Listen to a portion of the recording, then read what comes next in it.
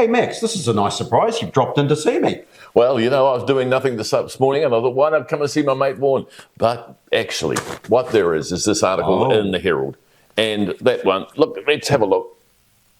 So what it says, government will stand firm on the plan to advance Maori, the Prime Minister. You want my opinion on that? Absolutely. All right. Well, look, I think first things first, Max, I'll clarify my position politically. I'm a paid-up member of both the Maori Party and the National Party. However, 6 months ago, I got an email from a senior member of the National Party telling me I could not be a member of the National Party if I was a member of the Maori Party. And, my immediate response to that was, and we move on. However, my real point here is that I needed to clarify that so that you don't get, based on my answer, that I'm a Labour Party voter. I've never voted for the Labour Party. However, 9 months out from the election, you and I both know, barring a world war, we're going to see a change of government this year.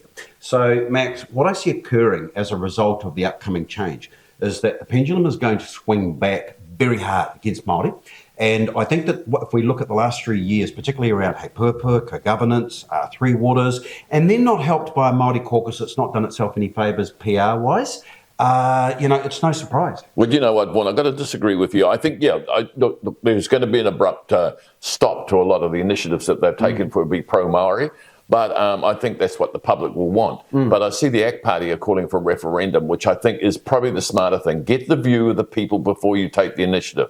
Any criticism, and I think you'll agree with this, of this particular government, they've taken an initiative without actually going and asking the people first, or saying, this is what we intend to do. We didn't know this. It's come up surprise. And that's got a lot of us, particularly pale style males and grey Pākehās, going, don't come at that with me. This is a huge issue. You should have been at least engaged with us before you actually went off and took an initiative.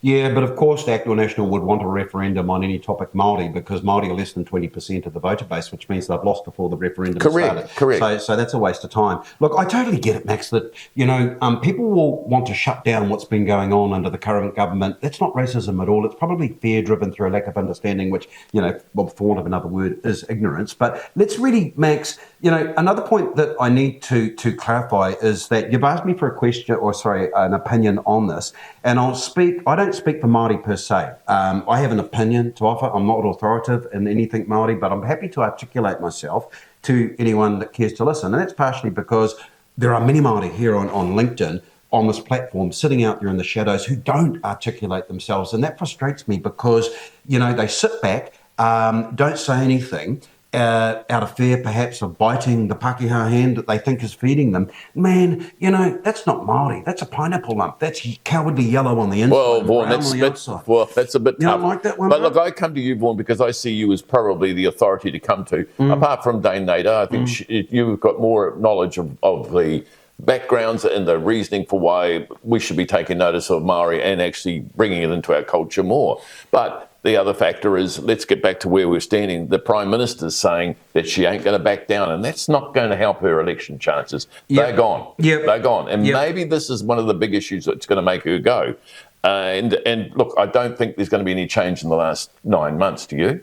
No, well, I think that they're clearly going to stand firm on all things Māori. And look, to me, I'm less concerned about what Labor has done or at least tried to do for Māori. I'm more concerned about what a National Act coalition will not do for Māori. And proof of that is Hei Purpur document, which National signed. They signed UNDRIP, United Nations Declaration for the Rights of Indigenous People. They did sign it, and that's why we were at where we're at, because the Labor Party have grabbed it and embraced it. Hard out. Now, thank you, the John Key government that did that for us. Now, okay, so we move. But they didn't have a mandate either, and they did it under the radar as well, and that pisses me off as well. And I think the New Zealand public are really upset. If they knew that John Key had done this, or John Key's government had done this, they would not have been very happy with him. The hard out, Max, and this is precisely my point, that why I'm slightly sympathetic towards where Labor is on this, because, National promptly stuffed UNDRIP in the bottom drawer and hoped no one would find it. Well, of course, a new government's going to find it. And that's what concerns me, that the pendulum swinging back hard against Māori, which is what I believe will happen, is Māori are going to get stuffed in the bottom drawer. I disagree, Vaughan, and I need to say this because I think what will happen, the pendulum will swing back, but not hard. So we'll still have the Maori language being imposed on us and on the television, which I don't think is a bad thing. A lot of Kiwis do. I think we're still going to be lots of learning, and the language will be starting to come in more and more into our everyday discussions, and that's subconsciously, and I think that's a positive thing. And I think there's a lot more respect for the Maori culture than there was in the past. And I think we're proud of it, a lot of that. You know, the haka is a really good example of that, but we're very proud of that as Kiwis. But, mate, the big thing is we are one nation and we are all Kiwis. And, like, your friendship to me, it means a lot to me.